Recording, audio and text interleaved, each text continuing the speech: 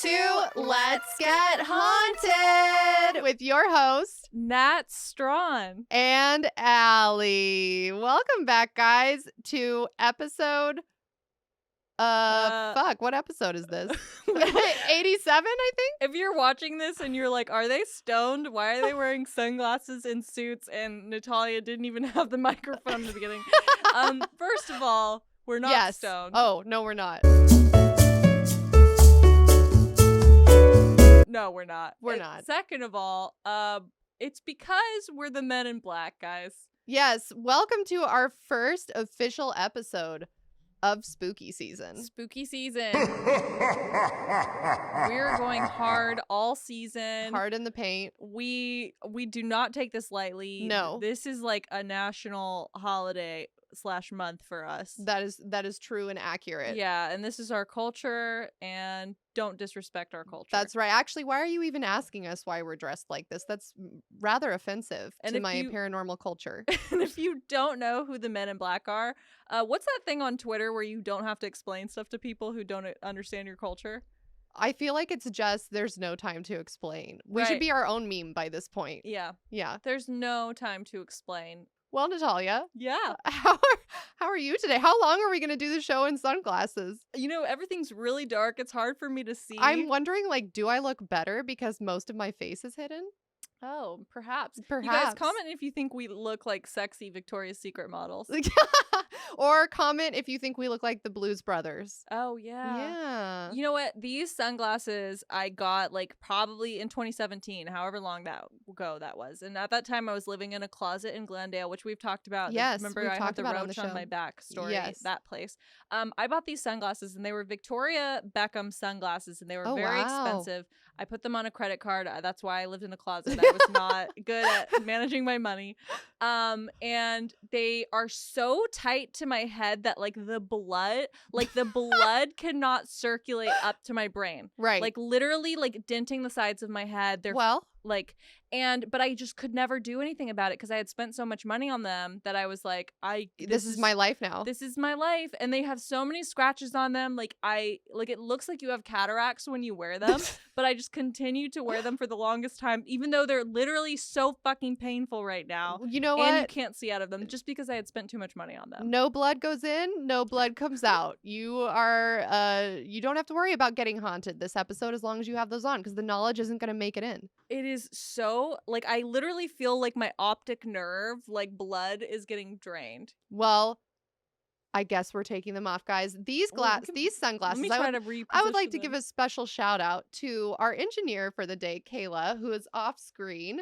The only female engineer, I believe, at the studio where we're in the world. The only female engineer in the fucking world. Everyone give it up for Kayla.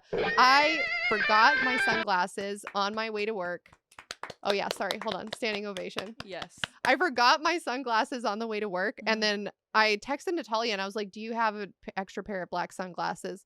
And Natalia texted back a picture of sunglasses that were not black. Yeah, they were blue. And she was like, this is all I have. And I was like, all right, maybe I can go to Target on my way. And then it just became like increasingly obvious as the day wore on. Like, there's no fucking way I'm making it to Target. Also, I don't have the money right now for just like spare pair of black sunglasses. So I texted Kayla and she had some. That's so nice. Yes. Thank you so much, Kayla. Thank you. Kayla, I have a question. I can't really hear in my headphones. I cannot either. We'll see what happens. Oh, wait, maybe. Did it just come on? Yes, it just came on. Did it? Or were we being annoying the whole time? I don't know. It could be either option. You know what I did to myself the other day? Kayla, it sounds perfect now. Thank you so much. Yes. I'm not sure.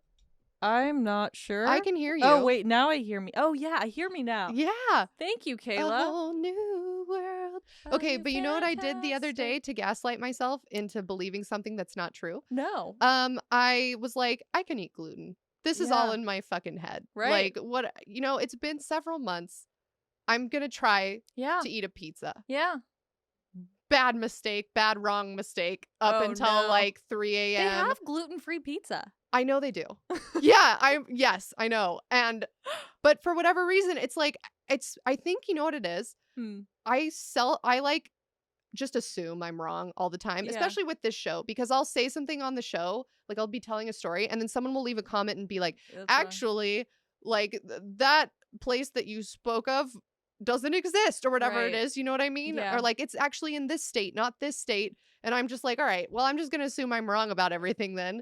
So then even about like health stuff, I'm like, no, I can eat gluten. I'm probably wrong. And it was bad. I've talked about this before on this podcast, but I feel like part of having any sort of ailment is that as soon as you start, like any sort of treatment rather, whether it's mental illness or it's like dietary, whatever, or who knows, it's like therapy, like whatever physical, it is. Yeah, physical. As soon as you start that treatment and you start feeling better, you're like, right on the money. I'm not sick. Right on the money. I'm not whatever. I don't need antidepressants. I'm not depressed. Yep. I can eat gluten. I'm clearly fine. You're hitting the nail right on the fucking head. That's exactly what it is. And the treatment's working. And it's like the same way with working out. It's like, I'm skinny. I don't need to work out. Yeah.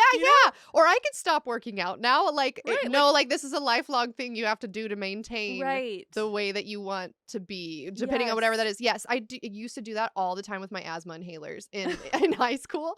I would be like, you know, because you're breathing great and you're like, I don't need these, because it's like kind of embarrassing. You're like right before a track meet, you're just like, hold on, like, and so then I would stop doing it, and then by the end of the like race, whatever it was, I'd be like, holy shit, I'm dying. You're like, dying.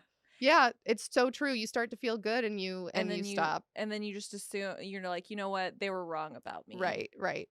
I've tried their treatments and it doesn't work. You know what? I'm perfect. I am a man in black and your rules do not apply to me because I work for the US government, allegedly. Yeah, or the CIA. Yeah, allegedly. Or I'm an alien. Allegedly. So how about you guys learn from our mistakes and take your fucking medicine? And do your dietary restrictions if you have them, and work out if you want to, but don't trick yourself into thinking you don't need that anymore, because guess what? You're broken. You could end up like me, projectile vomiting at 2 a.m. and then shitting my brains out for another hour. I have my personal haunting. So tell me. As everyone knows, if you've been listening to this podcast, I have not been able to take my ADHD medication since I got pregnant because I don't trust it, because it's a stimulant, and I like, you know, all the bad stuff they say about Vyvanse and Adderall. Right. Like, there's got, like, even if it's not true, like half of the people are like, no, it's just addicts that abuse it, and then half of the people are like, it permanently messes you up, and it's like meth and whatever, and then the other half, that the other third is like, no, you need this or whatever. And so there's just so many opinions on it. And when I got pregnant, I was like, you know what? I'm not fucking with this. Right. Like I don't want to skip. If there's like because I'm kind of the same way as you. Like if there's a 2% chance that this shit's gonna fuck me up. Right. Probably won't. If it was me, who cares? Yeah. I'll do meth if it makes me better at this podcast. But now I have a baby and I don't want the baby to do meth, you know? Right. Like, so, I get it. You don't want to have like a super skinny meth baby coming out that like now is disadvantaged for life, all because you took your ADHD medication. Right. Exactly. Yes, yeah. So I haven't been taking it. Let me tell you, it makes a huge difference in my life when I don't take it. I'm like unmotivated. I'm overwhelmed by everything. Simple tasks like can sometimes like move me to tears because I'm just like, how am I going to finish this all? It's not great. So I have been very excited to get back on it, and I'm almost done breastfeeding, so I'm like ready to get back on it, right? Right. So I call my doctor and I'm like, hey, like you haven't heard from me in a year. Because I had a fucking baby. Yeah. But I'm ready to get back on my scheduled medication. And they're like, okay, we'll give you the first available phone appointment. Not even a real appointment. It's not until November 30th. Yep. We recorded some of these in advance. That's 3 months from today, basically. Bullshit. It's such bullshit. And so then I was talking to the lady on the phone, and like people who work in customer service in LA, not all of them, are just fucking, why do they take that job if they hate people? Yeah. And so I ask her, I'm like, hey, that's literally 3 months from today. Like, is there anything, sooner? And she was just like, the doctor told me that just to give you the first available phone appointment. And I was like, yeah, I mean, it's a scheduled medication. I'd like to get back on it because I need to go to work. And it's like literally all she has to do is call in to the pharmacy. Right. We don't even need an appointment. But if you have a scheduled medication in California, I don't know if it's this at other places, you have to go into the doctor's office every single month to get the prescription. Yeah, it's like a handwritten. Yeah, because we have, I don't know why, maybe this isn't true, but in my mind, it's because we have like so many people who abuse it. Yeah, so I'm on a scheduled medication. It's not for ADHD. It's for anxiety when I fly. Yeah. And my doctor retired recently, and I am having a bitch of a time getting anyone to prescribe it to me. it's just so I don't want to jump out of the plane. You know what I mean? Meanwhile, though, like, you're trying to say, like, oh, I'm like an upstanding individual. I deserve my prescription. But we're like dressed as the Men in Black talking on a paranormal podcast on YouTube. I'm like, give me my meth, and you're like, give me my Xanax. We're normal. We're normal, okay? Give me my uppers. Give me my downers. I'm gonna jump out of this fucking plane. I went to Vegas recently. I guess the point is, I feel your pain because I still haven't been able to get my prescription yet. So I went to Vegas over the weekend, and I was like, okay, do I fly? No, because I'm literally going to be freaking everyone out on this plane. They're going to be like, is she hijacking us? Yeah. Like, I'm just like shaking, having a heart attack. Like, sweating more than usual. Like, looking around, like, is the plane going down? Like, no. I know. And so anyway, I had to drive is my point. And I'm like, all because this stupid rule. Yes. Is it like that in other states, or is it just California? I don't know. It could be like a federal thing. Because there's an opioid addiction problem where like people are actively dying, and I get that. That's like a very sad thing, but it creates this issue where like you have a problem and you need your meds. Right. I have a problem and I need my meds, and it's a whole fucking to do. Yeah, to go and you guys, it's not like a normal so I grew up in Oklahoma, lived in Texas for a while. You go to the doctor, you drive to the doctor, you park, you write your name down on a little fucking thing. You see the doctor, hey, what's up? How's it going? How was baseball? Great. No. Okay, see you later. Bye. Don't see that bitch for another 2 years. You know, and that's fine. And it took like 30 minutes out of your day. Now, when you go to or at least mine, because I have the state medication, the Medi-Cal, which sucks. If I go to my like designated doctor I'm supposed to go to, here's how it goes. It takes 45 minutes to get there. There's no parking. Have to go pay for parking in another building somewhere else. By the time I get to the doctor's office, there's a line, like literally like 100 people. No, not 100. I'm not going to lie. There's like 5 people, but it takes the amount of time it takes for the 5 people to get through the line. It might as well be 100 people. Yeah. It's just I'm like, getting wound up. And now it's not even going to the doctor. I'm not even going to have face-to-face time. My doctor's going to call me and be like, hey, are you a piece of shit? No. All right. Here's your prescription. I don't care. Yeah. Give me $50 for our 15-minute video conversation. And now here's your prescription. Yeah. And it's just, it's stupid as fuck. I'm so frustrated because I'm sorry you're going through that. That's a fucking bummer. I just want to like have a day where like I finish all the things I need to do and not get distracted and like overwhelmed. Yeah. Is that so much to ask? Yeah. Apparently, with U.S. healthcare, it is so much to ask. Right. But that's the personal haunting for me this week. Beautiful. I'm mad. So, yeah, anyways, maybe in a few months from now, you guys will really see a difference in my personality because you'll be like, oh, she got her meth. Okay, great. Yeah. Well, I'm chugging green tea today. Lovely. So I'm feeling very amped and sweaty right now, and hopefully it will come through. Should we take our sunglasses off at one point or no? I kind of like the you know vibe. What? Maybe after. How about this? After we finish the intro. Okay. Now I just realized we didn't even talk about that beautiful video intro that we played for you guys. Oh yeah. That is courtesy of Philip Maletzko, and he is a listener. He made that intro video for us as a piece of fan art, and I fucking love it. It's so great. I was so mesmerized. Like it's like being on a Disney ride. You know, you're just like, whoa, what am I looking at? Oh, right. I'm looking at something. The little carts turning you left and right. Yeah, and I was so distracted that I was literally like, welcome back to Let's Get Haunted. Like my mic was not even where I am. I had to like swing it. I don't know if that'll be on camera or not, but that's what was happening. Oh, we should also explain, if you are listening on an audio only platform, guess what? You can go to youtube.com/c/Let's Get Haunted to watch all of the video version of our episodes in the spooky month of October. Yes. Beautiful. Do it. And leave a comment for the algorithm. Do it. If you're in the comments, right? Give Natalia her meth. Yeah. If you've made it this far in the intro, because I know some of you guys skip the intro, which is fine. You know, everyone's got their own persuasion. 24 hours in a day. Yeah. Spend it how you want. You don't have the extra 15 minutes? All right. I have that time, but if you don't, that's fine. If you made it this far, leave a comment saying, give Natalia her meth. Yeah. Now, switching gears a little bit from meth to lupus, okay. I would like to shout out the people who have donated to our Lupus Foundation of America charity fundraiser that we have been conducting in 2021.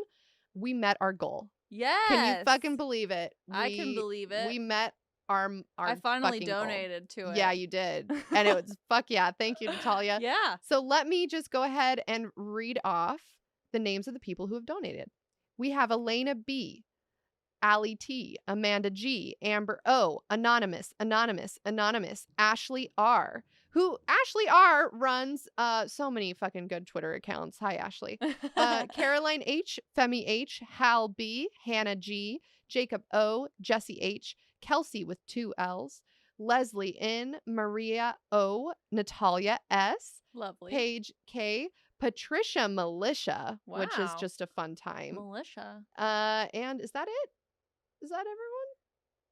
Next page. Hold on. It keeps telling me there's more. Oh, here we go. Robin Hood, Sabrina P, Sean H, and Zach M.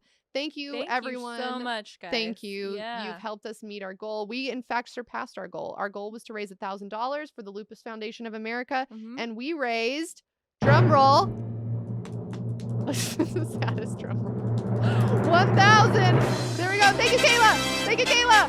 $1,155. Wow. Thank you guys so much. Yeah, and if you want to donate, you still can, right? Yes, you can also go to bit.ly/LGH Charity 21. Also, if you donate over $100, you get a t-shirt, and I got a t-shirt that I put it as big as they could go. It was like 5XL, and I'm going to wear it like a big shirt with biker shorts. Hell yeah. If you want to be cool, you can do the same. That's right. And guess what else you can do? It's tax deductible because it's a legitimate charity. Right. So make sure you print that out because the government robs us. Yeah. And also, I would like to say that if you don't have money to donate, that's totally fine. If you still want to participate, you can go to that same link I provided and you can actually join our team. It's a virtual walk to raise awareness about lupus. There's only one FDA-approved drug for lupus, which is fucking insane and terrible. There should be way more. So you can join and walk, and you can make your own little team, and you don't even have to donate. And Natalia and I are going to walk 10 miles in October, which is this month. We're actually walking 10 miles, right? Yeah, we are. It's not virtual. Like I physically will walk 10 miles. Yes, what I mean by virtual is so you have to walk it in real life. Oh. But you can walk wherever you are. You don't have to like fly to LA and like start at the pier and like walk 10 miles with a bunch of people. You could also just donate money and not walk. That's true. That's true. There's no walk police, guys. That's actually, maybe, I don't know. The men in black are all knowing and all seeing. Actually, I take that back. We're going to show up at your computer. We're going to show up at your computer and we're going to be like, well, you better start walking right now. That's right. You've got some splaining We're going to show up in your dreams with the smiling man. You know what's one thing I wish I would have done with the Men in Black outfit is I wanted to wear red lipstick, but I didn't have any. Because remember how they said like one of them was wearing red lipstick? Yes, I do remember that. If you guys don't know what we're talking about, go back, listen to episode 19, The Men in Black. It's 2 hours long, and it's a wild roller coaster of a town time. I'd say. Of a town. Of a town. Also, I got to shout out our donors. Yes. So these are people who donated to our podcast this month. Oh, wow. We have Melissa E. Wow. Rebecca H. Okay. Abby M. Alyssa S. Mariah and John. Amber O. Alicia C. Sophie F. Samantha C. Thank you all so much. And I got to give a special fucking shout out to Amber O. Yeah. Today, she donated enough money to cover part of October's recording costs. What? So Amber O. Yes. So I will be sending you half of that, Natalia. Amber O. Later today. I am taking my glasses off and I'm staring into the camera. You can do the same at the same time so we can connect because first of all, let me say, Amber O, why are you doing this? It's so nice. I fucking appreciate it so much, so Amber. Nice. It's so nice. Yeah. It's like literally gonna make such a huge difference. I can't believe that. And she sent a very nice private message. I don't know if she wanted me to say it publicly or not, so I'll just show it to you off camera when this episode's done. But Amber, really, really appreciate you continuing to help us make this podcast. And I'm just going to go ahead and say that Amber O, and maybe in post I'll have like a rainbow that says the more you know, and it's Amber O. she's the producer of this episode because she's fucking funding it. Amber. Yeah. Oh my god. I know. I hope that you like this episode, Amber. Yeah. I hope it's not dog shit because you're a producer and now your name's tied to this forever. Let's dedicate against your will. At the beginning of this will be like produced by Amber O. Yeah, absolutely. And she's like, guys, I'm just trying to have a normal job. This is like a very embarrassing like just hobby of mine, and you guys have exposed and you're outing me as like a weirdo. I support a lady that's on meth and another lady that's on Xanax. Dressed as the Men in Black. Yeah. Thanks, Amber O. Thank you, Amber O. Thank you to all our dreams. donors as well. If you would like to donate to us, big or small, it can be 69 cents. Mm-hmm. It can be $100+ dollars. It could be 20 cents. 420, 666. Yeah. What are some other fun numbers? 80085. Do you know what that spells? It spells boobs. Or 8008 135. What, boobies? Boobies. If you'd like to donate some boobies to us, feel free to do so by Be Venmoing. Like $8,000. If you want to donate 80,000. 80,000. I'm sorry, I keep spinning. I need to get my something. salivary glands under control. Someone, I can't think right now. Yeah. It's a lot. It's a lot on many. If you'd like to donate it, Venmo at DogMomUSA or at Nat Strawn. Mm-hmm. Go to letsgethaunted.com and donate to our Ko-fi account by clicking on the giant donate button on screen. Yeah. Or PayPal Nat. Yeah. And if you want to produce an episode, donate some money.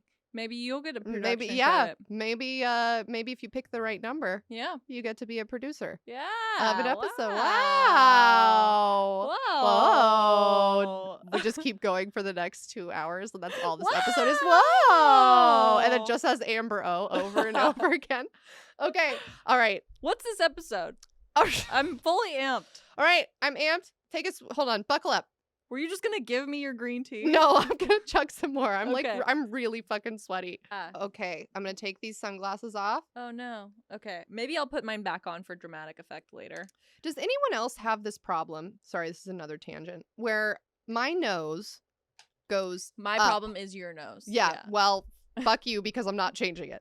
So my nose, instead of being like, like some people's noses are like a ski slope. Yeah. You know what I mean? It's like you just go Like a like Cindy slide Lou right Who. off of that. Yeah. Mine's not like that. Mine goes like up a little and then comes down. So when I wear sunglasses, it like takes off all the makeup. I have that too. Do you? Yeah. Yeah, I have it. I have a very healthy proportioned nose on my face, and sunglasses just don't. Actually, I did have a pair of sunglasses. This is not helpful because I can't remember who made them, but they were made for Asian faces, so they had like a wider bridge, and it was like the company. If you guys know the company, I can't remember what they are. I got them in New York. Leave a comment. But they were like normal aviators, except instead of being really skinny together, it was kind of like wider, and they said for Asian noses, and it fit my nose, and so I was like, okay. You guys leave a comment. Tell me how to fix this problem I'm having. Sorry if you're watching the video and you're like, she has a giant streak on her nose. Pay for my nose job. Okay, here we go. Are you ready? Yeah. Are you ready? Are you buckled up? I'm ready. This is our first Halloween episode, Natalia. I was just thinking, if you're going to pay for Alyssa's nose job, will you pay for my plastic surgery too? Yeah. That's not fair that she's the only one. Okay, yeah. I'm buckled up. Buckle up. Yes. Buckle up. I'm ready. Okay, are you ready to go down this roller coaster? I'm ready. What is Are it you gonna safely be? all hands and arms inside the cabin at all times? Hands are glued to my side. Arms are attached to my hands. We're good. Okay. Okay, here we go. Okay. 3, 2, 1. Blast off. Natalia. Yes, that's my name. It is officially spooky season. Without thinking. Don't use your brain. Without thinking. I want you to quickly. What is it? I'm trying not to think. Go fast. Quickly tell me 3 things that come to mind when you think of Halloween. Go. Orange, jack-o'-lantern, candy corn. Those are all true things. Good job. Oh. You didn't say anything I was thinking you would say. Oh, but no. It's well, okay. You said not to think. No, and that's what else could I have expected? Okay, I couldn't have known. I couldn't have known. Let me say thinking now. Okay, now thinking. Name 3 things. Now thinking. Name 3 things. Witches, ghosts, vampires. Fuck yeah. Okay. Were those things I was supposed to think of? You got 2 out of the 3. Oh yeah. Okay, There we so go. when I think of Halloween, because I've had the benefit of not having someone shout in my face. Right. And then say the That first was fun, though. I liked it. Okay, good. When I think of Halloween, I picture black cats. Oh yeah, like the screechy guy. Yeah, like he's rounded. Right, a the tail's Halloween up. cat. Yes. Yes.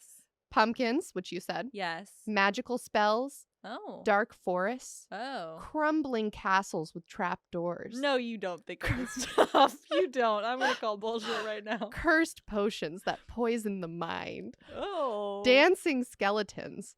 Zombies. She got the thesaurus out. Ghosts.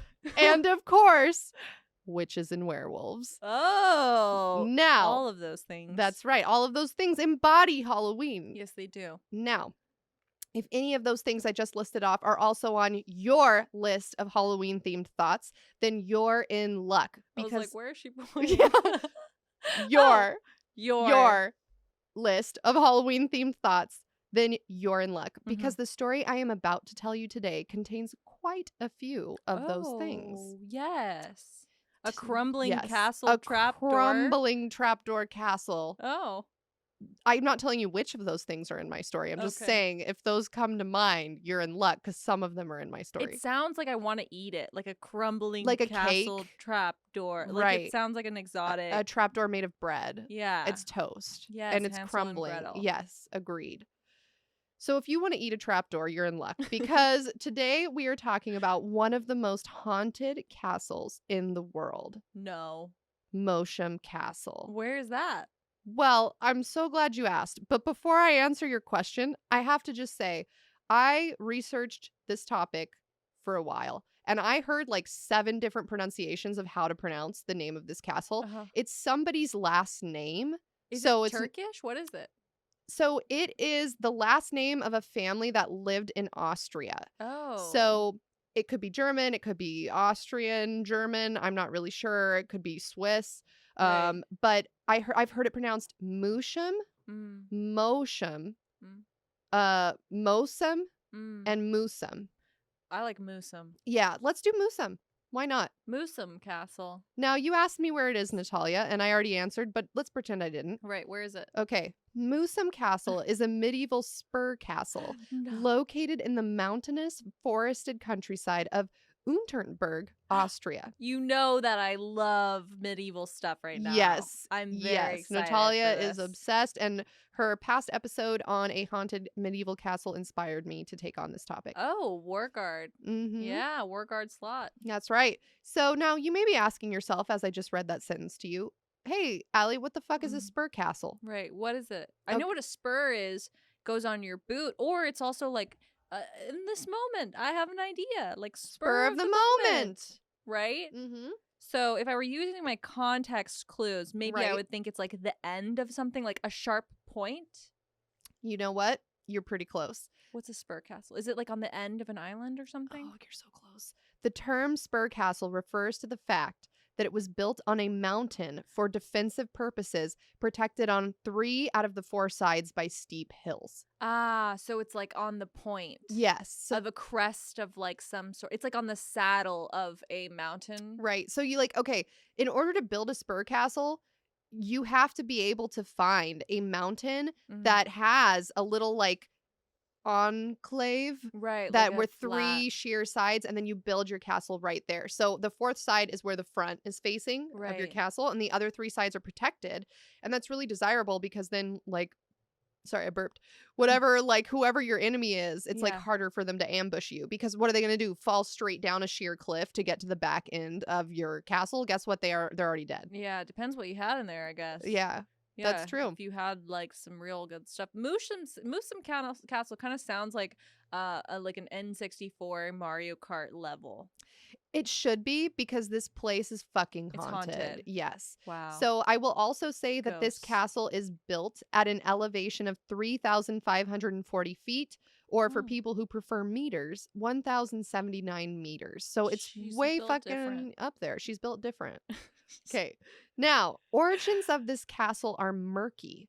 with some believing that the castle we see today was actually built atop the old Roman ruins of a fortress, which was used by the Roman Empire when taking over neighboring countries. I believe that. I feel like in medieval times, they didn't give a fuck about history or preservation or any of that, and they were just like, we're trying to survive. So if this worked for the Romans, great, we already have a foundation on which to tear down everything. Build our fucking castle. Exactly.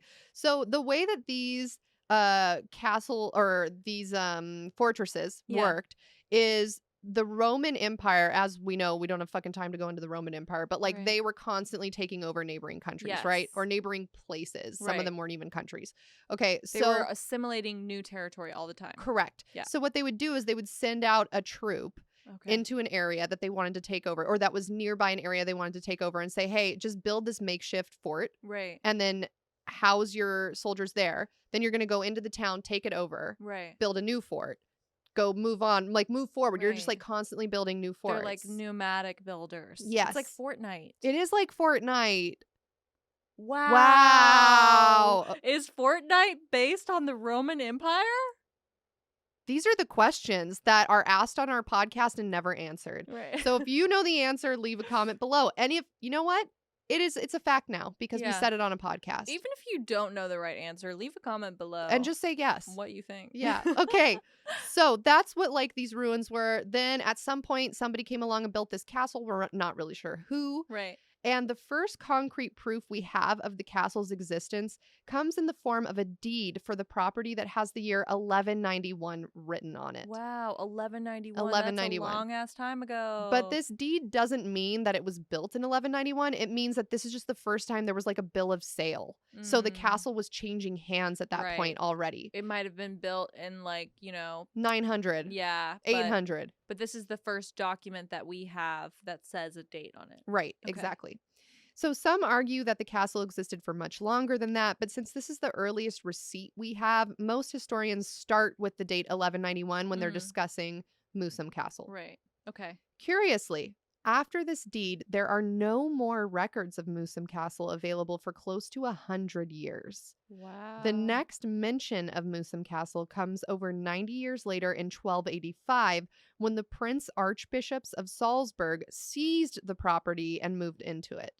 So we don't really know like who was living there before this happened. We don't know like was there just some dude who like died and didn't have anyone to inherit it and so it just laid in ruins? Was it unoccupied? Was it occupied? We have no idea. All we know is these archbishops came, seized the property and moved in. And in case you're wondering, Allie, what the fuck is a prince archbishop? Yeah. It's a civic ruler of one of the states of the Holy Roman Empire. Okay, so he's like a smaller king. Yes. Yeah. Yeah. So the Holy Roman Empire was like obviously fucking huge, right? Yeah. And they would assign these prince archbishops that were like part religious leader, part mayor or whatever you want to call it. And they would move into a town and they were in charge of it. Right. Because the Holy Roman Emperor can't like govern over everything. So yes. It's like, you know what? I like you. You probably aren't going to do as good of a job as me, but you know what? I don't really care. I just want taxes from all these people. So go live your life. Live your life in this, take over a castle. Just send me some money. Exactly. Now, in 1495, Prince Archbishop Leonard von Kuchak took over the castle and rebuilt it, adding on several extensions. This layout created by the Prince Archbishop is what you see today. So I'm going to ask Kayla to go to slide 2 of our slideshow so that I can show you what this castle looks like because it's fucking massive. Oh, this is a pretty castle. Yeah. So what do you want to describe that to our listeners who are listening on audio only or might be blind? Yeah. So it's not exactly what I expected. But okay, so picture like a really big hill. And the hill is covered in like some sort of pine trees. Looks like Christmas trees. Yeah. And then on the side of that hill, there's a white, like a castle. I don't know how else you would describe that. It's a white castle, and it's like a stereotypical castle. Yeah, but it's huge. It's got like spires and stuff. Right. It's a stereotypical medieval castle. Yes, the medieval castles I feel like aren't as like glamorous and as beautiful as the castles that came later, that are more modern. like I kind of feel fucked up because in the Warguard castle, when I realized I was comparing the Warguard castle to a castle that was built in like the 1800s. Oh, yeah. Neuschwanstein Castle. Yeah. So like obviously it's going to be prettier. It had yeah. like more access to stuff. Yeah, they knew how to build shit more ornately. Yeah. Yeah. And so this one's like very bare bones and just lots of tiny little windows. Yeah, and it's really, really big. I mean, it's about the size of a 400 trees. It's about the size of 10,000 bathtubs. Yeah. And so it's pretty big. So if you go to the next slide, Kayla, this is a different angle of the same castle, Moosham Castle. Oh, I see why it's a spur now. Okay. Yeah, it's built like a triangle. So it's got, it's like a triangle. That's the shape of it. And then the entrance is on the one side. And then the other two sides are just like sheer cliff.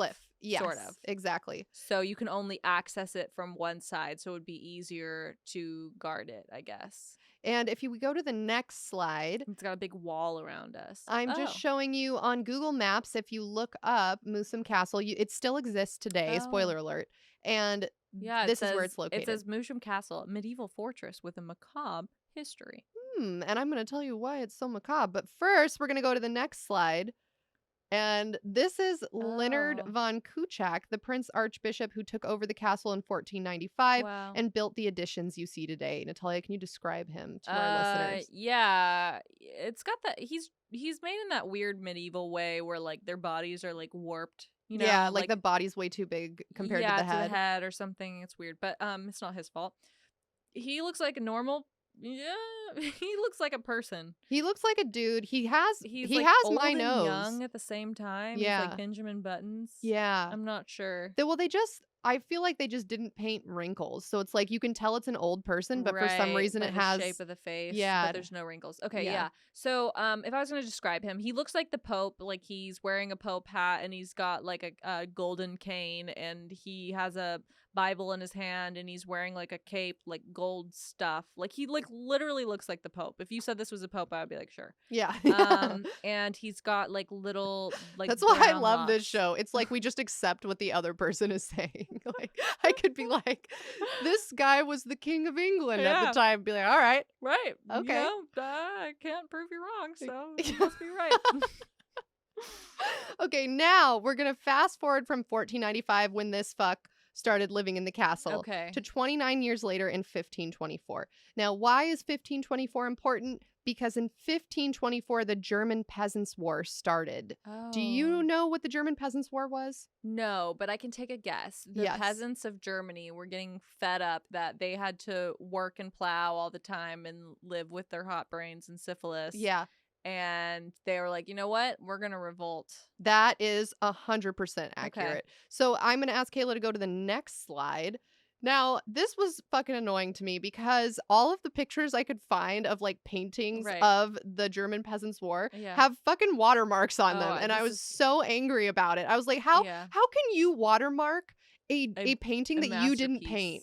Oh. You know what I mean? Like, what company is like, oh, this ancient fucking drawing of this battle. Guess what? I now own it, and I'm gonna put a watermark that says like 1234.com on it. Ageophotostock.com. Yeah. Ageophotostock.com. I was angry about it. Yeah, you know what? We really just need to start drawing our own stuff. Really. Maybe the next episode. Okay, wait. I'm going to insert here a drawing in post of what the German Peasants War looked like. And I won't put a watermark on it. Thank you. Right. And it's for everyone to use for their paranormal That's podcast. Right. The photo the drawing rather that I'm looking at, it is, of a revolution of some sort. So it looks like in the background, there's a bunch of just random burning things. I can't tell what they are. I'm assuming it's just houses. I don't know. Yeah, castles. And then there's a guy being hung. No, there's two men being hung off of the branches of trees. There's a horse here and a knight who is fighting someone on the ground. You can't tell who peasants are and who are not the peasants, but there's some just guy in the background who has both of his arms up and he's making like a no! Like, why are you burning down my house? Face, exactly. Yes, and a woman in a bonnet who's equally distressed. That's true. Yeah, she's saying no. You can see she's like holding up her hand like, stop. stop. Okay. So for those of us who aren't familiar with the German Peasants War, I would say as like a comparison, think of the French Revolution. I feel like most people remember the French Revolution. Right. That took place in 1789. But prior to that uprising, the German Peasants War was the largest and most widespread uprising of peasants and farmers to that date. I just want to say I'm having a great time. Are you? Yeah, I really like these like easily digestible history lessons. You know, where it's like good. a bunch of people got mad and this year and then this, you know. Yeah, it's and like just accept really like it. them. Yeah, good. Yeah. I'm glad you're having a good time. I am. So the battles and revolts associated with the German Peasants War were fucking brutal. And as you astutely guessed, it pitted the working class against the aristocrats. Okay. Now, the working class mostly consisted of serfs, miners, and other poor townsfolk living in Austria, Switzerland, and Germany. So it's called the German Peasants War, but it actually ended up spreading to some other countries that were in close proximity. And according to encyclopedia.com, the peasants were pressed by crop failures that threatened starvation, and they saw an opportunity to overthrow the feudal system in which they were bound to the estates of the nobles and forced to give up the produce of the fields in which they worked.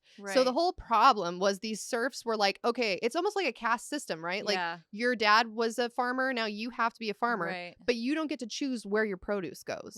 It's like, give it all to this noble fuck living in a castle. Who's gonna protect you. It's kind of like the mafia. Yeah. Like you have to pay for them to protect you when the only people they're protecting you from is them. Exactly. And also what they wanted is they were like, hey, like, we'll still farm. We just want the ability to like choose other jobs if we want, or like make our own money or own our land would be fucking cool. Yeah. And the elite were like, no, because that obviously then they'd have to probably start doing manual labor if they let all the miners, like the coal miners and, you know, whatever, if they let them have other jobs. Yeah. So the other things that the peasants wanted at the time, they wanted fair trials and they wanted an end to the taxes that you owed upon the death of a member of your family. So if your family member died, you had to pay taxes that went to the aristocrats. Why? I don't know. I didn't look that deeply into it, but that's obviously bullshit. Like, why would you ever have, maybe like to pay for a funeral, but like, or I guess if you're only like, so basically to these aristocrats, these people in charge, you are a slave. Like you're only as valuable as what your body can do. That's a good point. So if you've died, now you've taken away some of their value and you should have to pay. It's like, hey, pay for it. Yeah, that could be it. If you guys know the answer, leave a comment. But I don't know the answer. But yeah, that's one of the things they didn't want. How do these peasants keep getting the courage? Like, you know, like if you're living in medieval times and you're just like, you know what? I think that we should be allowed to have fair trials. And then the king or whoever's in charge is like, no, and now we're going to cut your head off. Right. Yeah. Well, I'll tell you who gave them the courage, actually, because I didn't write this down, but I did read about it. I was like, I don't want to write this down because it's going to be a whole different tangent. We're going down this path. So it was actually, remember when Martin Luther was like, hey, the Catholic Church is really hypocritical. Yeah. I'm going to like hammer my theses to the door. Yes. And I'm going to make the Bible accessible to peasants by translating it out of Latin into other languages. Yes. So once that happened, then peasants got to read the Bible themselves. And remember, they're under the rule of the Roman Catholic Church. Right. So they're reading this stuff and they're like, wait a minute, the meek shall inherit the earth? Yeah. Wait a minute, like slavery is like bad? Like, and like of course, we're all God's children. Exactly. Like everyone is equal. Like I deserve to practice my religion how I want to. Yeah. So that's what gave them the courage, is they really felt like it was their divine right to be like, hey, this is fucked up. Stop doing this. Don't you hate it when your dogma makes all of your slaves realize that they are actually not your slaves? Too. Yeah. Right. Yeah. Wow. They really hated Martin Luther for a reason. Yeah. So the revolt began in the summer of 1524 near the border of Germany and Switzerland, and it spread quickly in southern and western Germany and as far as Austria. So in the spring of 1525, there were 5 large bands of peasants roaming the countryside, burning homes of nobles and princes, and bringing townspeople over to their side. Just peasant armies. Literally just like roaming through the towns, being like, all right, we're going to burn down this archbishop's castle, or we're going to like hang this person who we think is unfairly oppressing us. And then they go to the townsfolk and they're like, join up with us. Right. And or else. Yeah. And in some cases, I mean, you can make an argument either way. Like, did they become the thing they hated or did they not? But sometimes they would force people to like either be executed or join them in the revolution. And then other towns were like, there was like a mining town where everyone was like, fuck yeah, we don't want to be dying of black lung at age 12 anymore. Like, we'll join up. Yeah, like a war sounds better than what we're doing. Exactly. I guess it depends on your job. Like if you had a job where like going out and risking your life, like okay, like if you're someone who like I don't know bred cats for like to have take care of mice or something, then maybe you don't want a revolution. Yeah, you know, it's like you're hanging out with your kittens and life is good. Yeah, exactly. That's a great point. But if you're like someone who's like scrubbing the poop out of like a canal. You know, like in waist deep of like water that's like poop water. Then you're like, I fucking want to go risk my life. Right. I'm tired of I'm tired of cleaning the chamber pots of the Prince Archbishop of wherever the fuck I live. Yeah. Like, sign me up to draw and quarter him. Yeah. So it was during one of these battles that a band of working class peasants descended upon Moosham Castle. Okay. Now, to give you an idea of what this would have looked like, you need to keep in mind that the aristocrats of the time had access to much better weaponry than the peasants did. Right, like they had like what is it? It's not a catapult, but it's the thing that's better than a trebuchet. Inserting that in post right now because I'm learning something new. Yeah, trebuchet. What is that? Very cool. It's like, okay, so a catapult is just like when you take a spoon and it has a fulcrum and it just flings something. A trebuchet has like a string attached to something and it like it's like a catapult with a string and then like it like flings something further. It's just cooler. I can't describe it. Well, I believe you. And now I like that word a lot. Yeah. So it's also a meme to say trebuchet. I don't know where it started, but like everyone talks about it. It's kind of like bitch I'm a bus on Reddit. Yeah. There's also like trebuchet like fan Reddit pages. I love that. That's perfect. Now, so those who made up the peasant army were armed with farm implements such as scythes and pitchforks and long knives or boar spears.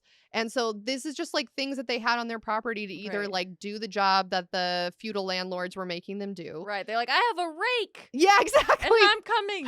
Yeah, I sharpened the end of a broomstick. I'm like gonna behead you with it. Yes. But actually, they were so fucking determined. Like, they were such underdogs. And like a lot of these people were just so in it to win it that they actually did succeed in killing a lot of landlords and local nobles with these makeshift weapons.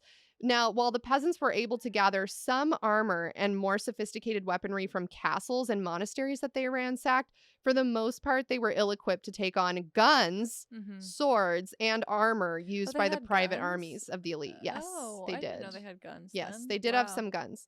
So you can imagine like a peasant just like running into Moosham Castle, like with their sharpened broomstick being like, I'm coming for you. And then they just get shot. Yeah. Sad times. Right. But it's like, do you know that clip from Indiana Jones where like he brings out the sword? Yeah. And then he just shoots him? Exactly. Yeah, it's exact. That's what I picture in my head. So even though the odds were against them, they did catch some noblemen by surprise who were like just in their homes and like murder them and like burn down their houses. But in other cases, the actual literal army would come and slaughter them all. Very haunted. So the fighting was at its height in the middle of 1525, and during it, the aristocracy slaughtered around 100,000 to 300,000 of those who were revolting. Wow. And just 35 miles from the gates of Moosham, there was a battle in the town of Schladming when on July 2nd, 1525, a band of miners and peasants actually somehow beat back the Austrian army, captured the captain of the army, and killed all of the soldiers who did not speak German. Oh, wow. I know. Why did they choose to do that? Not sure, but that's what they chose to do. And then the rest of the soldiers were taken prisoner. And on the morning of July 4th, the peasants organized a jury to try the captives. So in that trial, that like makeshift trial that the peasants had, they murdered 40 Czech and Croatian noble prisoners. That very same day. So I kind of think of it as, one of the things they were fighting for was fair trials.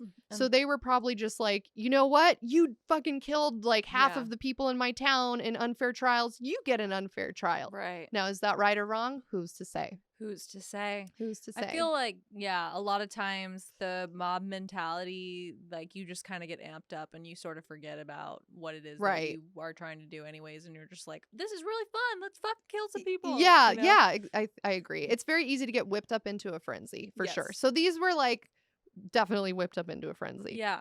So according to Gothic Bite magazine, all in all, there were some 45 battles in and around Moosham Castle between 1191 and 1675, ranging from the Third Crusade to all three of the Italian wars. Oh, wow. And many lives were lost in and around the castle, and records written during some of these battles refer to the ground around the castle as being, quote, soaked in blood. Soaked in blood.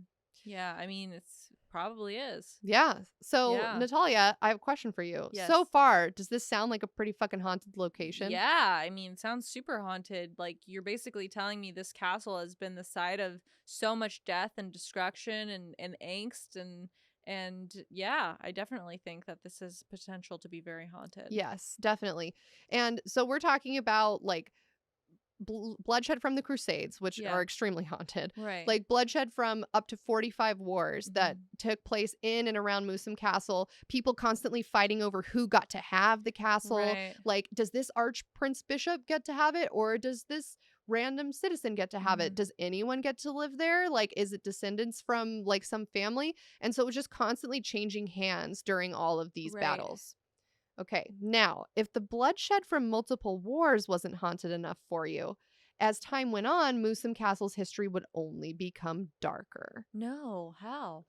Well, you're about to find out. Actually, I just realized I forgot to show you a slide. Yeah, show me a picture. So the next slide, Kayla, shows where the fights were during the German Peasants War. So as the color gets lighter, it's like not as bad, and then where it's more red and concentrated, that's like where most of the battles were, and in that red area is Moosham Castle. Oh, the Black Forest. I see it on the map. That's where that guy that was a sex guy, what was his name? Le Leon.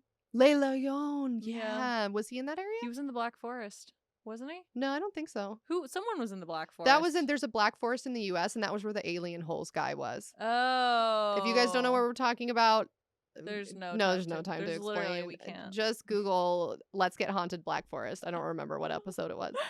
Okay, so this is like I just have to show you this slide before we move on. I see it.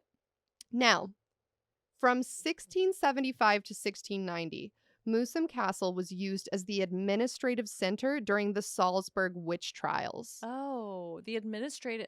You know what? I hate administrators. Yeah. Administrative assistants, that's me included. When my job is very administrative at times. Yeah, like, because you just hate your job most of the time. I don't hate my job. Damn, I shouldn't have said that. But like most administrative people, I feel like are pushing paper and they like don't. Right. They're like annoyed. Yeah. Yeah. Like, why are you killing another witch? This is like 50 more pieces of paperwork I have to fill out. Like, just stop, please. So, okay. So during these witch trials, which have been called some of the bloodiest in world history. Oh, no. How? Moosham Castle served as the center for trial, sentencing, and execution of suspected witches. Oh, no. So that's all horrible. one location. That's horrible. Horrible. Now, I'm going to tell you what makes it the most bloody. What makes this witch trial so unique when compared to others is that most of the victims murdered in the Salzburg witch trials were men and children, not women. And children? And children. How could you murder a child? How could you kill a child? I'm going to tell you some upsetting things, so just really buckle up for this, guys. Now, according to mysteriostrip.com, 130 men and 26 women were accused and condemned of witchcraft. Most of them were beggars and homeless. So how did this come to be? You know, like what made Salzburg deviate from the norm and murder mostly males and children? Because, you know, we covered the Salem witch trials. You did an episode on that. And it was pretty much all adult women. Yeah, I think there were some teenage women. Sexist. Yeah, it was like, oh, you're not married. You're doing fine on your own. Must be witchcraft. Oh, you want to wear pants? Guess what? We're drowning you. Yeah, exactly. Now, in order to understand the haunted origins of this witch trial, we need to look at the name of the event itself, Natalia. The Salzburg. The Salzburg witch trials are also known as the Zaubererjackl trials. Natalia, do you want to guess what Zaubererjackl means? Zaubererjackl. Well, jackal is either that thing from Egypt, like a jackal, like that dog, a wild dog. Yeah. Or it could be like a jackal lantern. I love that your brain is in Halloween mode. It could be that. I agree. Okay, so you just said a fake word. What Zaubererjackl? What was that? So the word Zauberer in German translates to wizard or sorcerer in English. Sometimes translated as magician as well. So like if you're doing your research on your own about this shit that I'm telling you about, a lot of the times people translate it as magician. Okay. And the word jackal translates to either the name Jack or the word jackal, which is like a dog. A dog. Yeah. Okay, so you're like a wizard dog. You're like a wizard named Jack, or you're a wizard dog. Yeah. Okay. So according to Wikipedia, the story of how this trial got its name is as follows. Why would you kill a wizard dog? That just sounds cool. Yeah, why you just want that around? Why not have it do your bidding? Yeah. Well, you're going to find out why. Thank you. If you continue to stay tuned. Okay. So in the 1600s, the government was extremely invested in getting rid of anyone suspected of practicing witchcraft, as it was thought to be a threat to Christianity, Catholicism, and society as a whole. Okay. So again, we have to remember everything's in the context of the Holy Roman Empire. Yeah. So they're like, you're practicing witchcraft? Illegal on multiple levels. Right. Because we're governing literally with religion. Yes. Okay, so to this end, citizens were aware that they could be excommunicated or prosecuted if they were found to not report persons suspected of being witches. Oh, so now they're just reporting people they don't care about so that they're not getting in trouble. Exactly. So, because think about it, like the way this was such a broad law that if like you live next door to me and I'm like, well, Natalia's kind of weird. Sometimes she goes out when there's a full moon and like puts a flower on the ground and it's like, you know. If I just like leave you alone and don't report you, but a different neighbor does, that now I'm in trouble because you didn't. Because how could I not know? I live next to you and I didn't say anything. So now I'm complicit. And I'm sure people at the time who didn't, I mean, everyone does weird shit in their homes. So if you don't have a home, you're living on the street, you're doing weird shit because you're human, but now people are seeing it. Great point. Exactly. It's not hidden. Exactly. So all suspicions reported to authorities were also rewarded and remained anonymous. So basically, as we learned in our Salem witch trial episode, you could accuse anyone you didn't like of being a witch and nothing bad would happen to you if you were wrong. In fact, on the contrary, like you would be rewarded in some way. They'd be like, oh, great job, Natalia, for reporting that Alyssa put a crystal outside. Yeah. Like now you get a cattle, you know, like you get a cow for the winter. You get a cattle. Yeah. So once accused, a judge would gather indications or clues. And if a judge had enough clues, the accused witch would go to trial. What was considered a clue, you may ask? Basically, everything and anything. So bad reputations counted as a clue. Illegal or criminal activity counted as a clue. Fraternizing with other people who were then suspected of being witches was a clue. If you were related to someone that went to trial for being a witch, that was a clue. If you were homeless, that was a clue. If you were poor, that was a clue. If you were poor but then became rich too quickly, that was a clue. See, that makes the most sense to me. That the other ones don't. Right. Because like if you were poor, then you like your witchcraft isn't working. You know? Oh, right. Yes, but they also included like if you're poor and then you became rich. See, that seems like to me like, oh, that person might be a witch. Right. But like how did they do it? But I'm on Medi-Cal. Yeah, exactly. Okay. So being sick and then becoming well too quickly was a clue. Being uneducated or unintelligent, but then becoming smarter or acquiring too much knowledge too quickly was a clue. That's upsetting. Not attending church was the clue. Not attending church, but then suddenly attending church more frequently was a clue. What? So, like, let's say that you just, like, are too busy plowing your fields to go to church because your feudal landlord is breaking your back. Yeah. And then all of a sudden you, like, are like, you know what? I think I want to go to church more. Right. Guess what? Now you're a witch. Yeah. Yeah. So basically, you just have to disappear. Like, doing anything to get too much attention makes you a witch. Right. Yes, correct. So if someone was, more clues that you're a witch. Oh, no. So if someone was scared and frightened when they were arrested after being accused of witchcraft, it meant that they must have a guilty conscience and therefore they were a witch. But if someone conducted themselves calmly upon arrest, they were also a witch. Then it meant they were hardened by the devil and were therefore a witch. So how are you not a witch? You're just a witch. You're 100% of the time you're a witch. If someone accuses you of being a witch, you're a witch. Yeah. Yeah, you just got to run away. Like if people in your town start saying like that person, you know, that Natalia seems to be a witchy. Yeah. You literally that moment have to leave and never come back. Right, exactly. And the fact that a defendant was tortured into naming one or more names in order to put an end to the torment enabled witch judges to direct trials with precision. So they'd be like, hey, you were sick with tuberculosis, and now all of a sudden you're back out plowing your field. Guess what? You're a witch. Yeah. Then they drag you in, they start torturing you, and they're like, name the other witches. And you're like, Natalia. Like, just like make it stop. And so then they'd be like, great, that's now... you're a witch and there's nothing you can do because this first witch named you as a witch and there's no way to disprove that. So that sucks. Yeah, that fucking sucks. So because a case was immediately... Okay, yeah, so I already said that. Okay, this is the only way to understand witch trials that lasted for several years and ended with hundreds of death sentences, even depopulating entire regions, because once a trial was opened against you, there was usually no escape at all. Right. So, like, as soon as you become accused, it's 100% of the time it's an automatic death sentence. Right. Yeah.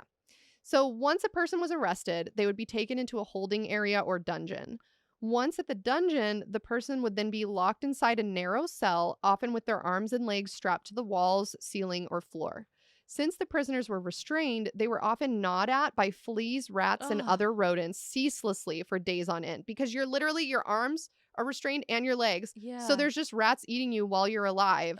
Like, there were cases where accused witches would be strung up in Moosham Castle and rats would eat their eyes out or their tongue out while they were still living. Oh, so, no. And this is before you've even gone to trial. Right. So, like, at that point, do you want to live? No. I don't know. And in Austria, many prisoners were shackled and then periodically beaten with canes by guards to keep them from sleeping.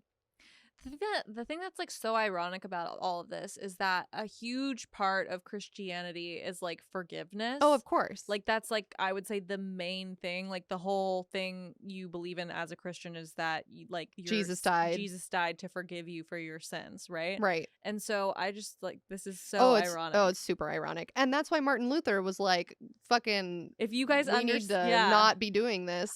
I mean, this is a totally another episode, but what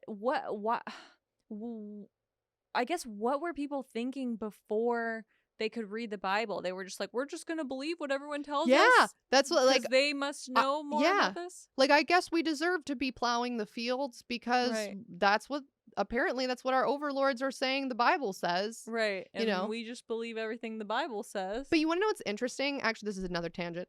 I was reading, and Martin Luther, you think that he would be like for the German Peasants Revolt. Right. He actually came out and was like, no, you shouldn't be doing that. But I don't know if he was saying no because the peasants then started to murder people. Right. Or if he was saying no because he was an asshole. I'm not sure which probably one. Because they started to murder people. Could have been. I mean, that's what happens. You give someone too much knowledge at once, and then they're just like, we're really pissed off. Yeah.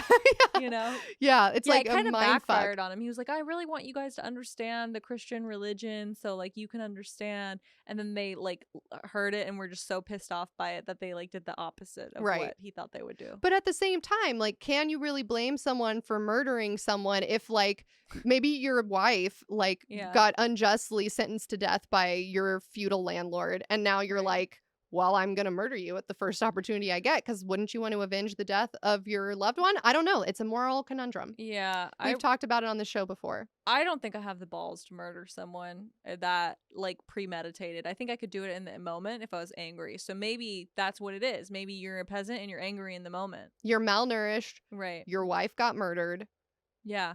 And now Martin Luther. From you. Right. And now. Nothing to live for. Exactly. Yeah. Okay. So once it came time for the trial, the prisoner would be removed from their cell and taken in front of the judge. Then the judge would listen to evidence brought to him about why the person was suspected of witchcraft. During this trial, literally anyone could come and give testimony and it wouldn't be questioned. Anyone? Anyone. So if somebody didn't like you... Just like a fame whore who wants to give testimony? Or, like, I was reading stuff and they'd be like, sometimes, like, the guards would be like, hey, here's this, like, known mentally ill person that has hallucinations. Let me bring them in and just tell them to say, hey, this person's a witch. And they would just, like, invent things because they didn't know what was going on around them. Yeah. So it was, like, exploitation of a lot of, like, mentally ill people to get them to convict someone else of witchcraft. And then also... if the authorities... haunted. Yeah, very haunted. If the authorities found any of the following items in your house, it was considered to be evidence that you were a witch and used against you in trial. You're going to love this. glass bottles, alcohol flasks, broomsticks, herbs, cauldrons, or even in some cases just like large pots, and any natural medicine that wasn't prescribed by a doctor. So like if you're someone who has like milk thistle growing on your property or even chamomile and you're like, oh, I'm going to make a tea out of this, you're a witch. Yeah. Okay. After hearing all of the evidence. How dumb. Super fucking dumb. So after hearing all of the evidence, the prisoner would then be interrogated. The interrogation began by asking the prisoner whether or not they believed in witchcraft. If the person said no, they were immediately considered a heretic and killed because the Bible says witchcraft is real. Right. If the person said, yes, I believe in witchcraft, then they would be asked a series of leading questions in order to get a confession. If the person somehow still refused to confess or was smart enough to like not fall into the leading questions trap, then they would be tortured until they changed their answers. Or just killed. Or just killed. But basically the types of leading questions that were asked made it impossible to not confess. And I'm going to give you an example of what I mean. Oh, please. Okay.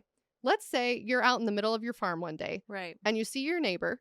You wave to your neighbor. Hey. You go about your business, you're plowing your field, you're milking your cows, and then a storm breaks out and you go inside. Okay. That's like a normal thing that could happen. Very innocent. You're not going to be outside when there's a storm. Right. You're going to go back inside. Okay. At trial, the judge might ask you, is it true that you were out working in your farm yesterday? And you're going to say yes. Yes.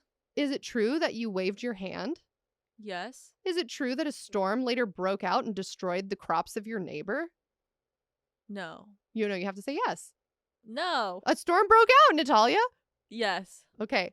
So obviously you'd have to answer yes to all of those questions because that's what happened. But by answering yes, the judge would then take that to mean that you were admitting that you as a witch conjured up the storm when you waved your hand to intentionally ruin your neighbor's harvest. Right. So it's like you can't get out of it. God, this makes me so mad. I think I would just like be like, yeah, I fucking did it. Haha, and I gave you a small dick too. The king has a small dick. Kill me. Ha! You know? Yeah, at that point, it's like, what are you going to say? Right? That like you can't get out of it. So you might as well just I would just piss everyone off. I would be like, I put a spell on all of you. So you're all cursed for eternity. Yeah, your wife's cheating on you. I saw it in an orb. Like, just fuck with people. So testimony was also considered more important than actual material evidence during witch trials, since magic was thought to be able to do anything. And what I mean by that is best illustrated in this example. During one witch trial in Germany, 5 women were tortured into confessing that they had dug up a recently deceased child in the cemetery and then boiled him to make a witch pulp out of his remains. Oh my God. The husbands of the accused knew their wives weren't witches, so they demanded that the grave of this child be dug up to prove that their wives didn't take the child out of his coffin. Right. So the judge, in a rare instance of like momentary sanity, is like, oh, that makes sense. Yeah. Let's go do that. So he allows the grave to be dug up, and when the coffin was opened, everyone could see that the child still lay there, untouched and clearly not boiled into a witch's pulp. Yes. However, the judge, with his fucking hot-brain syphilis problem, is like, you know what? Actually, you still get death, because I believe that since the women are witches, they could have just conjured up an illusion with the help of the devil to make it seem like the child's still laying in the casket. So there's nothing you can do, because they believe that magic could do anything. It's no material evidence can disprove that you're a witch. It's so dangerous. Yes, definitely. Okay, so now we're looking at the Salzburg witch trials still. Yes. So all of this stuff was true of the Salzburg witch trials and also true of other witch trials going on in the area at the time. So specifically the Salzburg witch trials. In 1675, a beggar woman named Barbara Colleran stole something. Oh no. When her theft was reported to the authorities, she was arrested. Since anyone who was homeless, poor, a beggar, or involved in criminal activity was considered a witch, Barbara was put on trial not only for the theft, but also for sorcery. And also accused was her partner, Paul Kaltenpacher. And it's unclear if this guy was like her boyfriend partner, or if it was like her husband partner, or if he was just like her partner in crime. They don't really specify. But in any case, since he was associated with her, he must also be a witch or wizard. Right. So he was arrested. So, and that's one version of why she was arrested. In another version, it's said that she was like begging, going door to door begging. And she got to an innkeeper's house and she was like, hey, do you have like any food? I'm like dying on the street. Right. And the innkeeper's like, no, fuck you. And so she was like, curse you and your family. Like, I just want food. She wasn't like literally cursing him. She was just like, fuck you, essentially. So then he is like, this bitch is crazy. But then later, when his son falls inexplicably ill, he calls the authorities and they don't have phones, but you know what I mean? He like goes over, he like gets his bugle. He's like, hey, authorities. Yeah, night watchman. Yeah, exactly. And he's like, this crazy beggar lady came to my door the other day asking for me to give her alms, which is just like, give me anything. Yeah. And I didn't do it. And she cursed me and like said, fuck you to me. And now my son is sick. Yeah. So that's one version of the story. I mean, it doesn't really matter which thing she did, because in either case, she was arrested for theft and sorcery. And she died, probably. Well, so during torture, so first they torture her and they're like, we know you're a witch. Tell us everyone who taught you sorcery, who's like also a witch. And she ends up being tortured so much that she confesses that her son, Paul Jacob Kohler, had a pact with Satan. No, she sold out her son? Well, I mean, if you're being like stabbed through the butthole like every minute while you're being gnawed on by rats, you're going to say anything. So probably what happened is they were like, you're a witch. Is your son also a witch? Tell us, is your son a witch?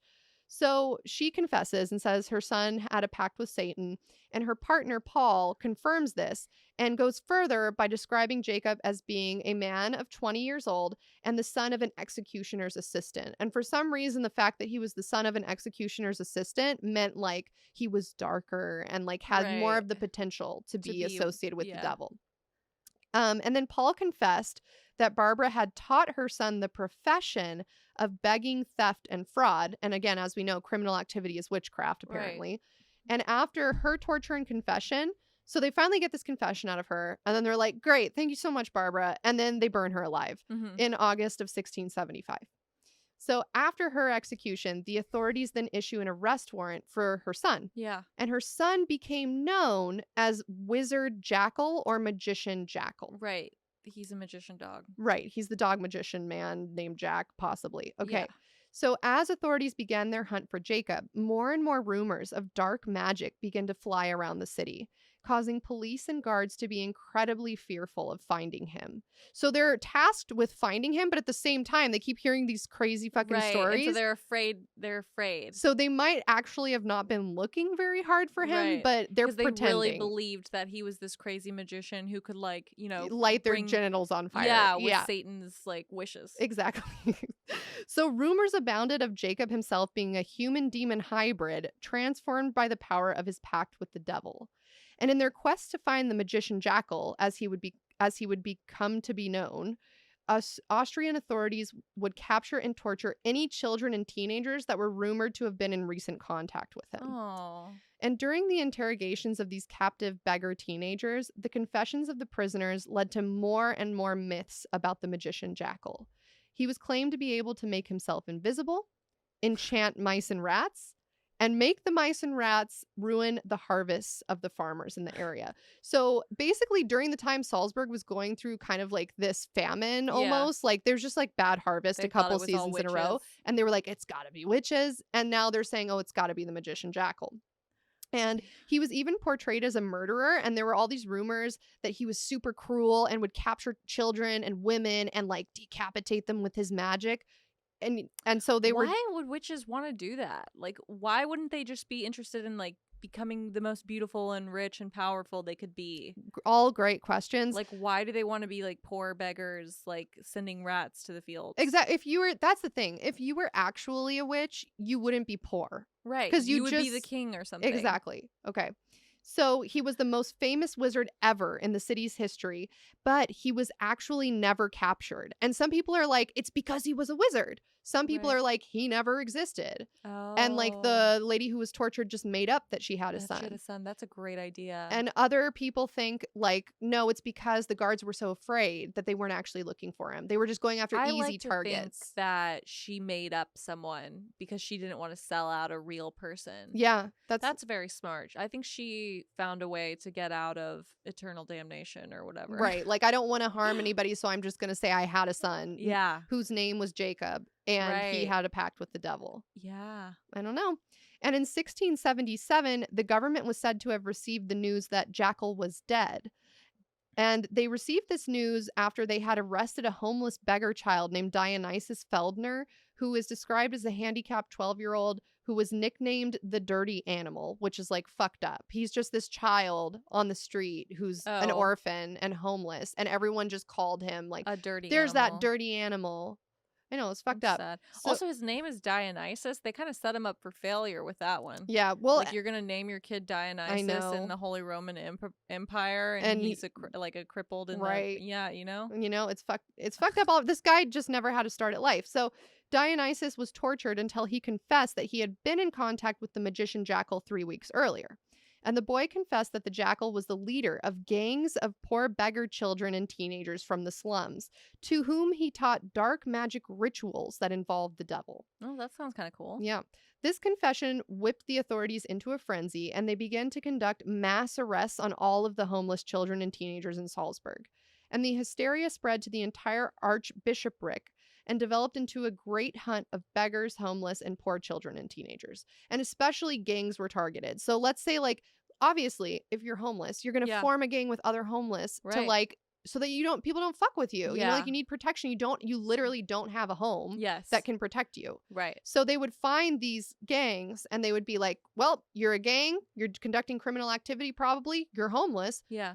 And you're orphans, so therefore you must be in contact with Magician Jackal, and therefore you're also in a pact with the devil, and you're also a witch, so we're going to take you to Moosham Castle for, like, torture. Okay. And many were accused of having caused some of the bad weather from the previous years and bad harvests, like we talked about. Mm-hmm. Now, once captured, the children would be transported to Moosham Castle, where they would be imprisoned. Moosham Castle, like I said, was the sole site of imprisonment, trial, torture, and execution of all the alleged witches and wizards of Salzburg. And once inside the castle, the accused would be shackled in the dungeon with all of the other accused. Right. Often, the children would be starved and forced to eat rats. There were no bathrooms, of course, and if multiple children were held in one cell together for multiple weeks, the floors of the cell would become covered in feces and urine. No. And some of, like, the younger kids who, like, maybe didn't know any better or maybe had some type of mental impairment from malnutrition or whatever, they would just start to eat the feces because there was literally nothing for them to eat. And once it was time for a prisoner to go to trial, they would be dragged from their cell and placed in what was known as the waiting room. So this is a room within Moosham Castle that's still standing that you can see today. And this is where all those due to stand trial for the day would be forced to wait, knowing full well that they're going to die. Yeah, that they're going to be found guilty. It's not a real trial. Right. You show up and they're like, you're guilty. Bye, you know. And so it didn't matter what they said. Now, in this waiting room, this is the most fucked up part, Natalia. So in this waiting room, there was a small hole cut into the ground with a board placed over it. Okay. When it was your turn to stand trial, the guards would push the board away from the hole and shove you down into it, and it was a trap door, and you would just fall 15 to 20 feet down into the trial room. Yes, you heard me right. People would literally be pushed through a small trap door. Legs, right? Yes, they would fall into the hard stone floors of the courtroom. And for a lot of prisoners, this meant that they would just die before they even went to trial because they'd land on their heads or their spine, and snap their back in half, and they would just die. And for others, it meant that they went into their trial with, like, severely fractured legs with like bones sticking out, like arms completely bending the wrong way, and they're supposed to or concussions. That's so upsetting. And so they would be like, you just fall into your trial, and now they're like asking you questions about the weather, and did you wave your hand at your neighbor, and you're like, I have a broken leg right now. Yes, and you like can't even concentrate on defending yourself, even though it wouldn't make a difference anyway, because your leg is literally a compound fractured pointing the wrong direction. Right. So, like, basically, there's just literally no way to defend yourself at these trials. And then 139 people were executed as the followers of Jackal in this trial. 39 were children between 139 people. And 39 of them were between the ages of 10 and 14. 53 were between the ages of 15 and 21. 21 were of unknown age, like they just didn't record their age. 113 were of male gender, and everyone except for 2 people were beggars or orphans. 10 and 14? That's so sad. So sad. And the youngest boy was named Hanurl, and he was just 10 years old when he was executed. The oldest was Margaret Reinberg, an 80-year-old woman. And 109 of those people that were murdered were executed during 1681 alone. So 109 people in 1 year. That's insane. I can only imagine how scared that little boy must have been. I know. Like, and how do you even, it's just, I guess it's awful. Probably because the human condition, I think, like if you're in that room, the older boys were probably telling him it was going to be okay. Right. Yeah. I know. It's so sad to think of. And like, and when you're that young, you don't understand what's going on around you either. I know. And the accused were most often tortured by having their hands cut off first. So this is before they went to trial.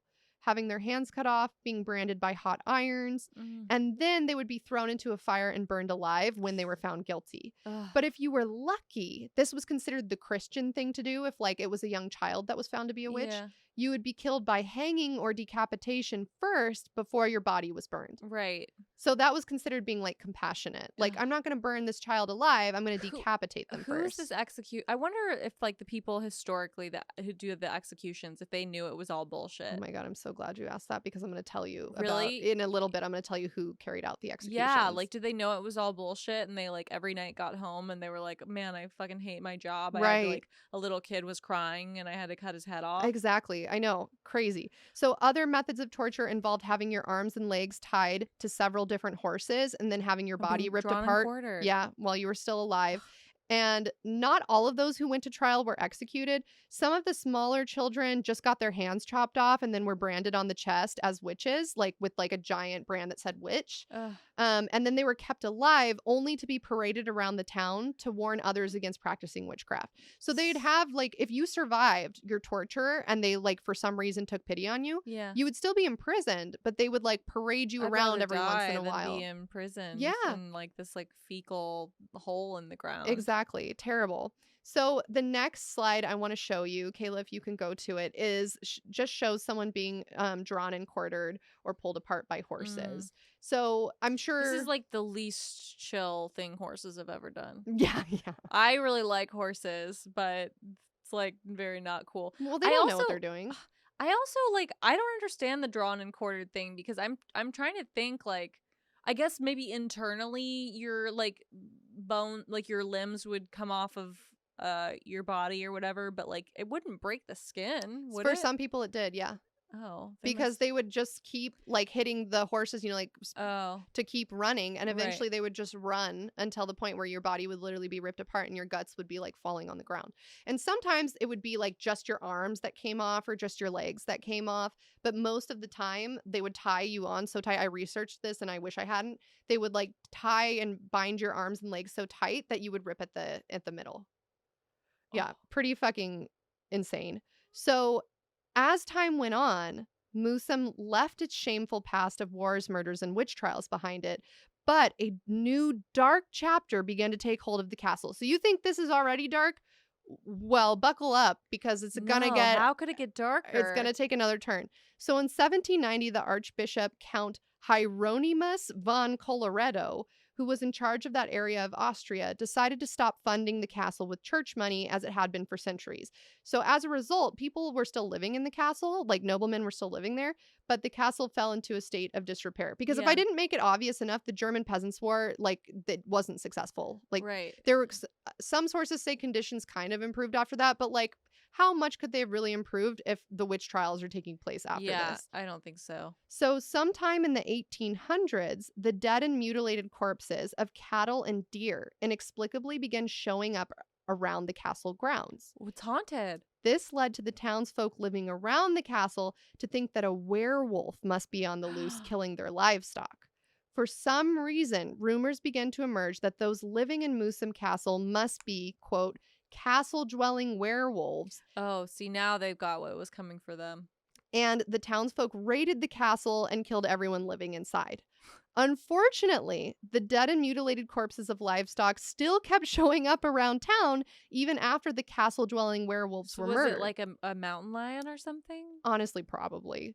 And so, but instead of them being like, this is an actual wolf or this is a mountain lion, they were like, well, that must mean there's still werewolves on the loose. So now it's a werewolf hunt. It's a werewolf hunt. So we went from a witch hunt to a werewolf hunt, and they start having werewolf trials where all those suspected of being werewolves were taken to Moosham, imprisoned, tortured, and killed. And Moosham stopped operating in 1790 as like being like a place where like cells would be, but they still took some people there to like conduct these fake trials. Yeah. But some people were transferred to like Salzburg Central and had like formal trials carried out there where they were accused of being werewolf witches. Both. Yeah, like it's called a werewolf witch. And apparently there were some people during the time who it sounds like it was just a scam where they would be like, oh, are you afraid of wolves like coming and destroying your crop or eating your sheep? I have a wolf charm and I'll like give you this wolf charm and it'll protect you. But then it ended up backfiring because they were like, well, it must be the wolf charmers. Like the wolf charmers must be werewolf witches. So it like decimated that industry because all those people, the wolf charm industry.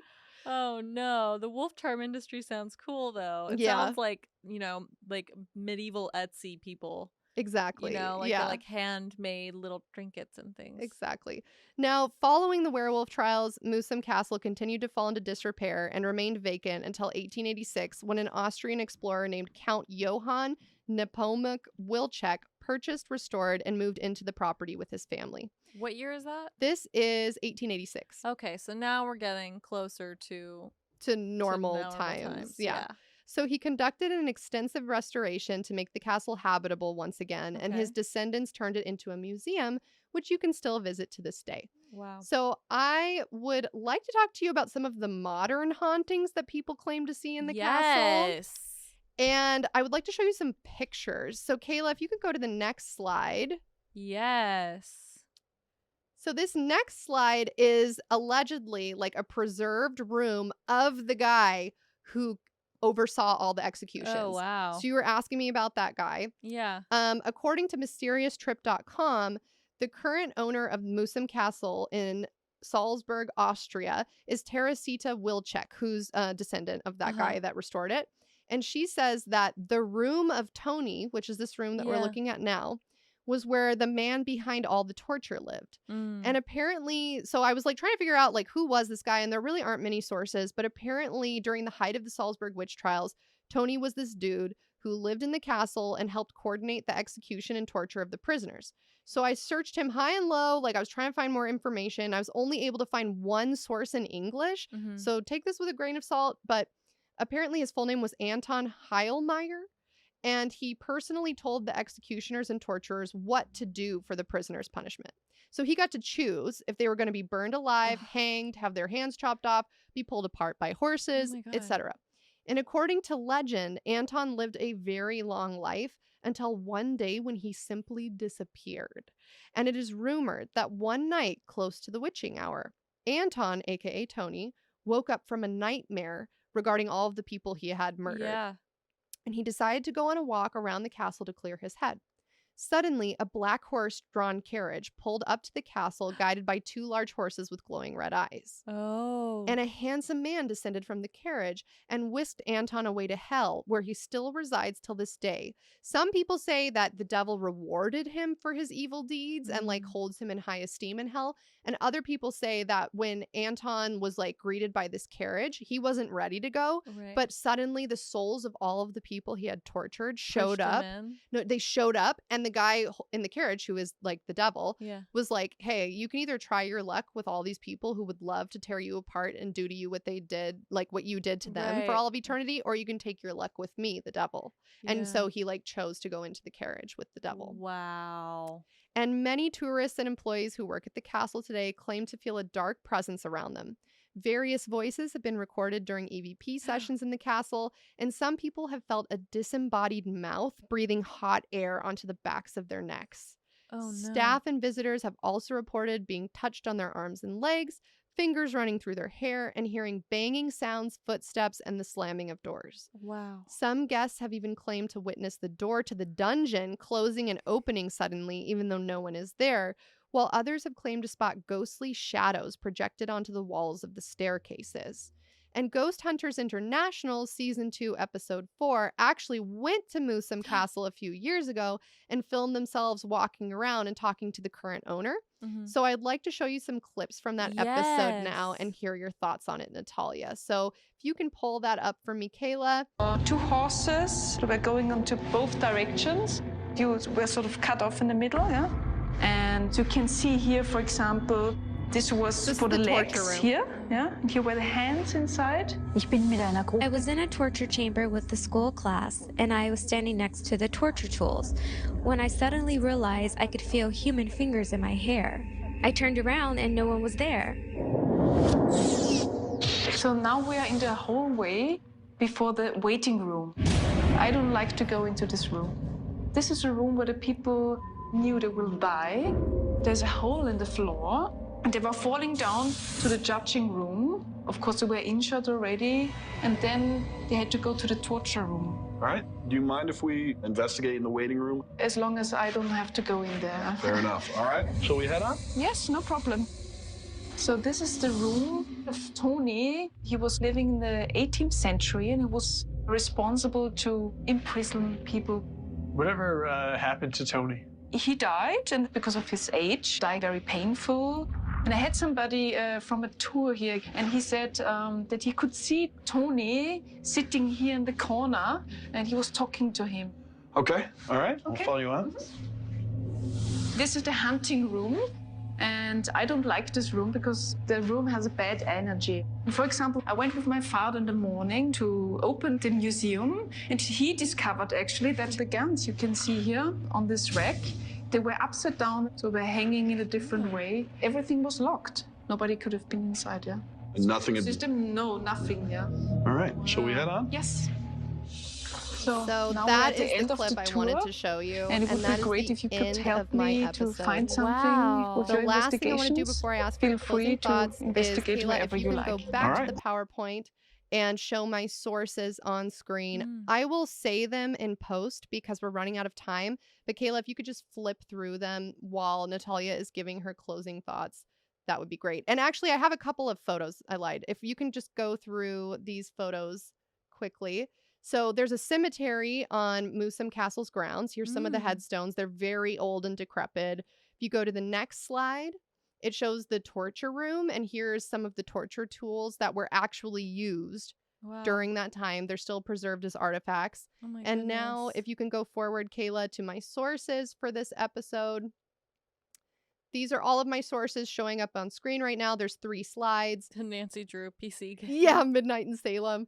And you guys are more than welcome to click through these, read for yourself.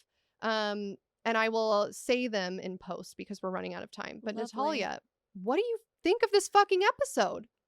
That's a lot to process. I mean, anything involving children, especially little boys, is like very hard for me to process and hear and deal with, just because I like have a baby boy right now and I just can't imagine putting him in harm's way. And I can't imagine like hurting another child. And, you know, I don't understand how people who have families of their own could do that. Yeah. I mean, I guess it's just a different education. It's a different time. Like maybe in that time you're brought up and you don't know any better because you're just taught that everyone's against you and there's evil forces and there's good forces and there are people who are evil. And so if you really buy into this witchcraft bullshit, you're like, oh, well, if this is really like the demon's child, you know? Yeah. Well, I think with like religion in general, it can be used for good or it can be used for evil, right? Yeah. So if you are like a religious fanatic that takes the Bible extremely literally, or whatever the religion is, but in this case, we're talking about the Roman Catholic regime or whatever you want to call it. And if you're taking everything literally, then some stuff in the Bible is pretty crazy. And you're like, okay, if this person's a witch or if this person has this herb or a broomstick in their home, then they're a witch. And my religion says I need to execute that person immediately because they're a threat to like my God. You know what I mean? So it's pretty fucking wild, but like the justification that people have done in the past and continue to do today in certain countries and certain situations. Like, but yeah, this episode is very haunted. Very haunted. I especially like the part about the executioner getting taken to hell in that carriage and all of the souls of the people who he had killed are like, hey, we're gonna fuck you up. And then he's like, no, I'd rather go with the devil. Yeah, I'd rather take my chances with the devil himself. And also, if you guys watch that Ghost Hunters International episode, take it with a grain of salt because I noticed they were saying a lot of stuff that like directly contradicted what like encyclopedia.com said, which I would think is a very credible source. Like they were saying oh, all these women came here and were murdered. And like, yeah, there were some women that got murdered, but it was mostly men and children. So I'm just wondering, like, maybe they were playing it up for the camera, Right. or Or like maybe they just didn't research. maybe they didn't research. Yeah. They're like, we're fucking Ghost Hunters International. We don't have to Yeah. research. I'm a fucking ghost hunter. I Yeah. don't read. Exactly. Yeah. I make fucking 50 grand an episode. I don't know Yeah. how much they Do make, they but really? I don't know. Wow. Yeah. They're haunted for sure. Super haunted. Yeah. What was the most haunted part of this episode for you? Like, was it the werewolves, the witches, or the wars? Definitely the witches, because it's just so much torture Right.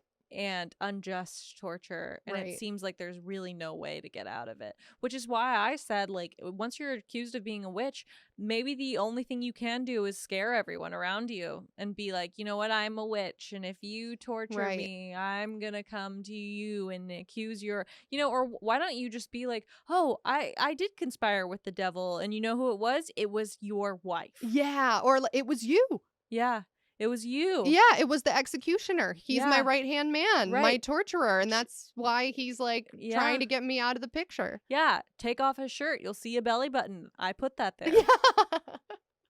You'll see a birthmark, and it's the sign of the devil. Yeah, exactly. Yeah. Great episode. Thank you. Really good. Lots to think about here. And very Halloween themed, because Yes. this castle does Halloween tours. They do all kinds of stuff. So if you guys live in the area, go check it out and send us pictures. Yeah, and we got to see a crumbling trapdoor in a castle. That's right. I told you. Nice. Yeah. Wow. I'm Do going you- to put my sunglasses Oh, yeah, on for us. Natalia, do you want to do the sign off? Yes, I will sign off. BRB, I'm going to go tell the person who accused me of being a witch that I put a spell on their dick to make it tiny and inverted. Bye.